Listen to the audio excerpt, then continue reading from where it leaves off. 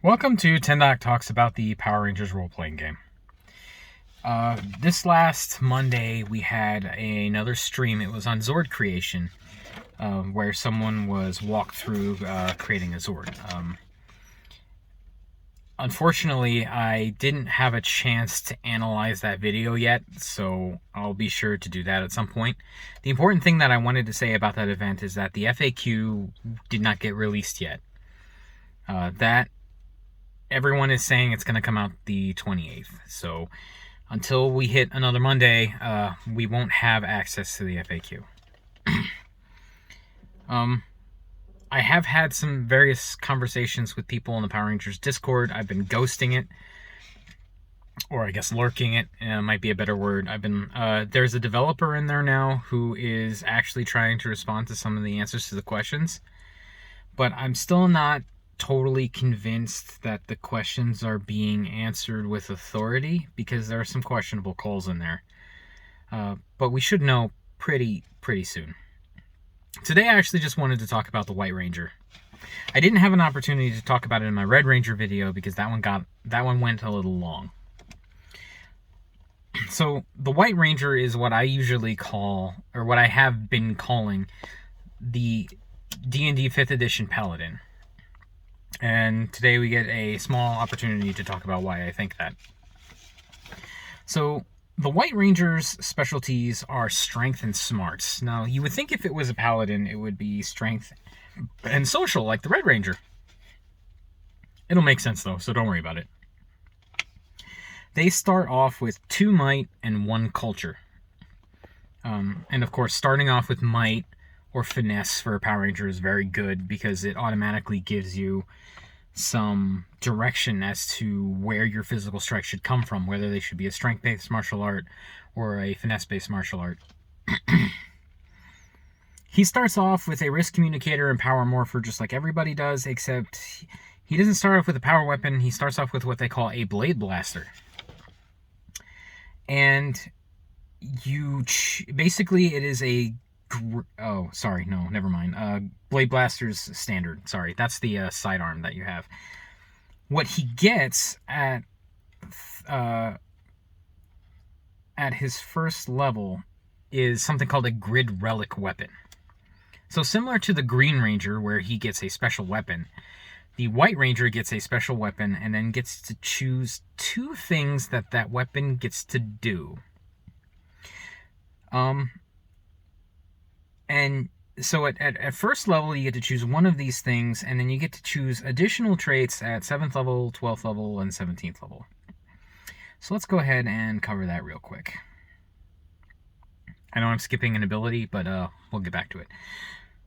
You can choose Zord Control, which halves the amount of time it takes to summon your Zord and gives you a +1 shift to hit with all of your Zord's attacks.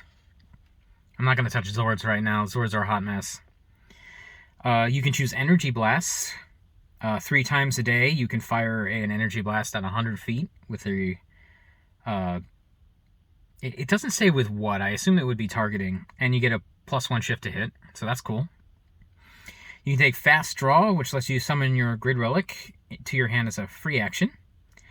But the important part is it gives you edge on initiative rolls when you have it in your hand.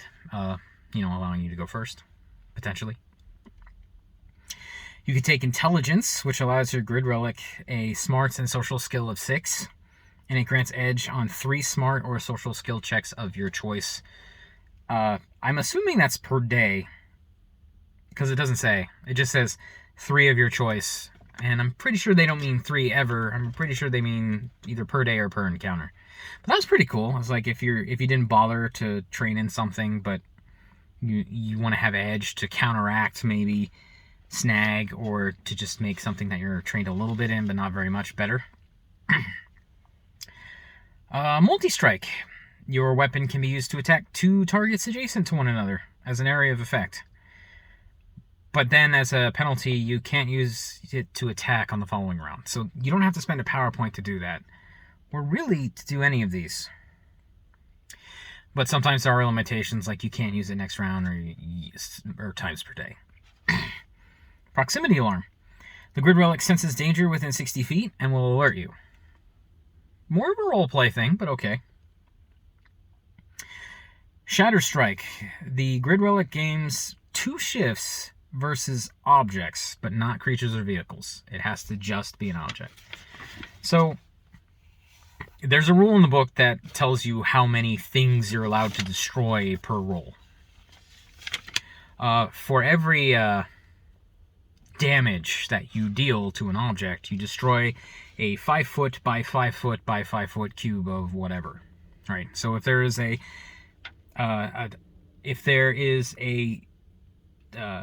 two doors in front of you, right, one in a 5 foot square and one in another 5 foot square, and you do 1 damage, you've broken one of the doors down. If you do 2 damage, you've broken 2 of the doors down, right? And that goes for cars, crates, walls, towers, whatever you can think of. You need to do at least 1 damage to an object to eliminate a 5 foot by 5 foot by 5 foot cube. And this gives you 2 shifts to help you do that. That can be good. It depends. But again, this is going to be like, this won't help in battle because it doesn't affect creatures or people, but it will help you move around, get access to things maybe you wouldn't be able to otherwise. Or just flex. You can flex by destroying objects. And last, Thunderous ability. Once per day, it produces a powerful roar or some other sound effect that all enemies in an adjacent 15 by 15 foot cube will be deafened for 1d6 minutes if successful. You get a +1 shift to do that. Minutes? That's actually pretty cool. I have to admit, I didn't do the prep work to see what being deafened does, whether that gives you snag on hearing checks or if you just fail them outright, or if that affects your combat ability at all. So I don't know how useful this really is. Storyline wise, this could be a very effective thing to catch somebody's attention though, or to shout something across the Battle of Zords. Okay, so that's his big thing. He gets a special power weapon, a Grid Relic weapon. So those are the special abilities he can have. Just using it, though, is a little strange. At first level, you're given the item that inflicts energy damage with its attacks. So that's pretty good because most power weapons do sharp or blunt or some kind of... Energy is actually pretty good because I think, don't quote me on this, it does extra damage to things like Zords and overrun monsters, but I'll double check that at some point. So, it inflicts energy damage with its attacks, plus 1 level and a special might or finesse Grid Relic specialization. Unlike other skills, this weapon's skill dice are based on your level and White Ranger as shown on the table above. Okay, so you are automatically considered specialized when you use this weapon with either your might or your finesse.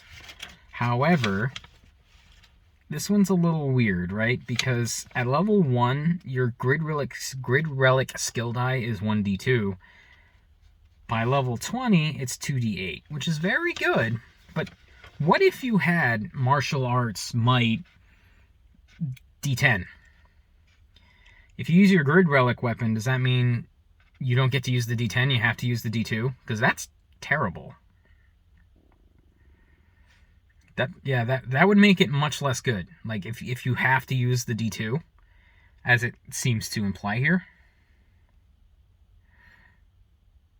This weapon skill dice are based upon your level and White Ranger as shown on the table above. Now, I think one of the developers in the Power Rangers Discord has stated that if you have a might or finesse skill that is higher than this, you can use it instead. But don't quote me on that. Maybe it's just that you don't get the finesse or you don't get the specialization with it. I'm not sure.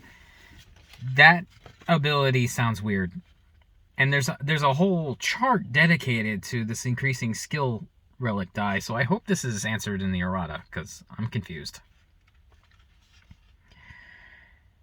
At second level, the White Ranger gets the Follow Me perk, which is exactly the same as it is as the Red Ranger.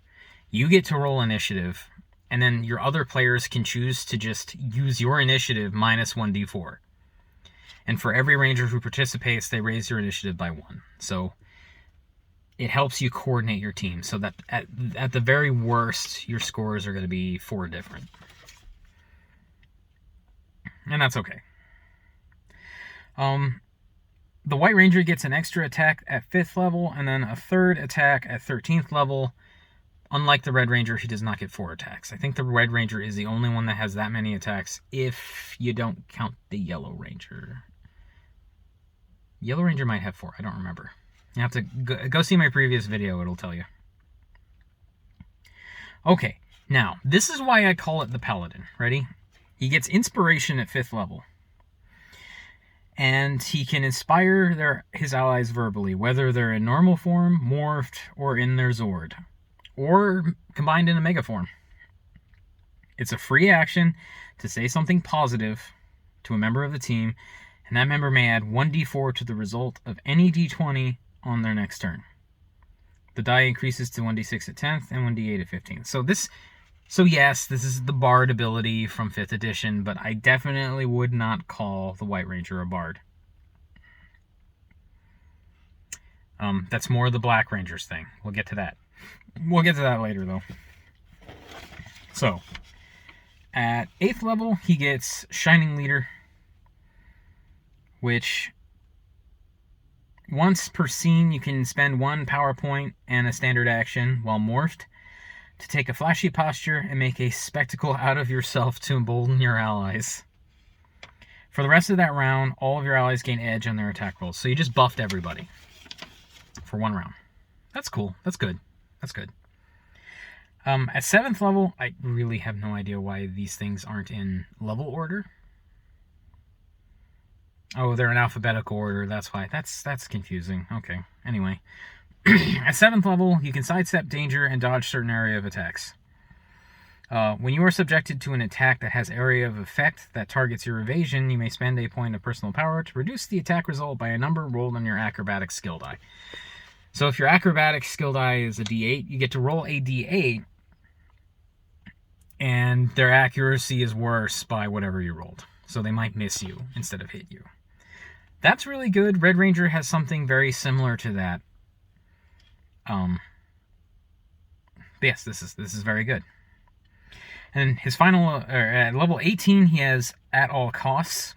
You form a special connection with you and your team. Once per day, you can fight even after reaching 0 health. And instead of taking any more damage, you lose power points every time you get hit. And once you get to 0 power points, then you're defeated. So your power points turn into health. And at 20th level, you have 11. So if you had 8 health, that's 19 health. You could take 19 hits before you died.